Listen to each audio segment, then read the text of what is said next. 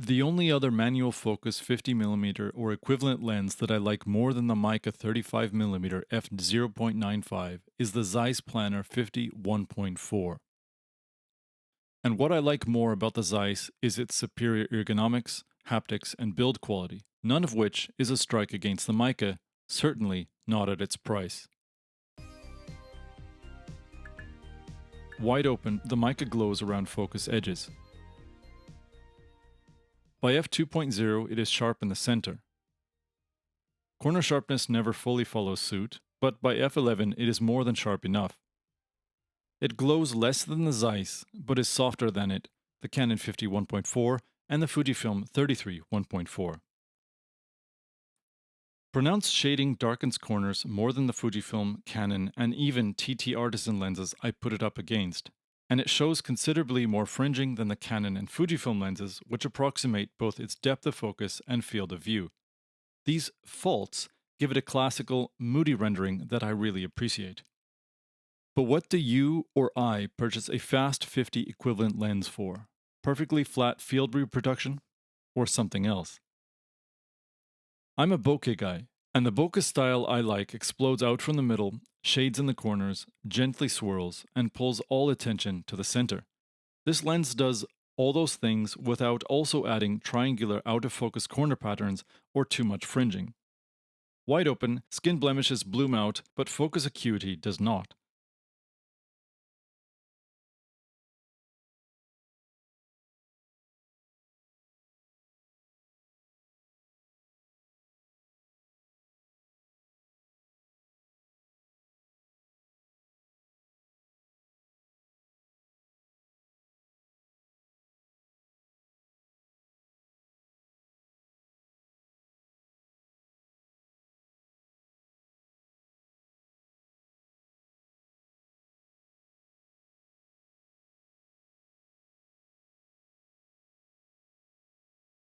As much as I love how this lens draws, its hardware leaves room for desire. Its solid, hermetically damped helicals, quality machining, tight mounting points, and visual cues are good, but its haptics are confusing. That is, while riding a declicked aperture ring like a dedicated video lens, it shows considerable focus breathing. A knock-on effect is that it is impossible to blind set the lens to a specific aperture for stills. Secondly, the focus scale goes from infinity to 0.39 meters in just 90 degrees. This makes it difficult to accurately nail portrait subjects. It doesn't roll from 1 meter to infinity in a hairbreadth like the Astra Hori tilt lens, but the centimeter of barrel travel it affords in that range is too optimistic.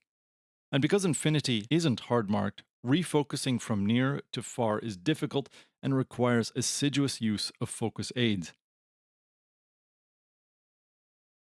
Both focus and aperture rings are large and easy to grip, but the aperture ring crams apertures smaller than f4 into a microscopic space. Its focus scale is bright and easy to use, properly centers the mounting dot below the infinity marker, and places the close focus stop smack dab at the 0.39 marker. All of that is brilliant. But when it comes time to securing the lens to or removing it from the camera, the mounting ring is too narrow and slippery for medium to large size hands. Because I love its bokeh, central sharpness, color rendition, and general acuity so much, I can think of only one thing that would make it a true genre definer. Unfortunately, that thing would also break its cost effectiveness, compactness, and likely turn off many potential customers. Still, I wish it autofocused. Like the Zeiss to which I compare it, its tendency to render glowing edges makes wide-open focusing difficult, even with the best mirrorless focusing aids. Despite Fujifilm's constant strutting, none of their lenses render truly classically. Bokeh onions carve up defocused highlights, and most of their lenses render too flatly to really steer attention to the center. On the contrary, Canon's old autofocus lenses are free of onions. They also shade perfectly for central focus. The problem is that they are slave to jumpy and outdated autofocus motors. Meike and other third-party manufacturers have an opportunity to capitalize on this niche, and niche it is. I imagine that I am among a handful of photographers that truly dig classical lens draw styles that also wishes for modern autofocus. I'd like to hear your opinion. Recently, many third parties have introduced effective autofocus motors into their lenses. If and when Meike makes super fast lenses like this move on their own, I'll queue round the block and sing praises, but today I can merely pine for such an event. This lens could be sharper and shade less, but personally I find its optics right on. Its too tight focus scale and clickless aperture ring would be nothing burgers if the lens communicated and focused electronically. For its price, it is exemplary, but nipping at its heel is the same spectre which haunts Fujifilm. Sharp, cheap, classically rendering Canon SLR lenses whose full frame lineage requires less optimization.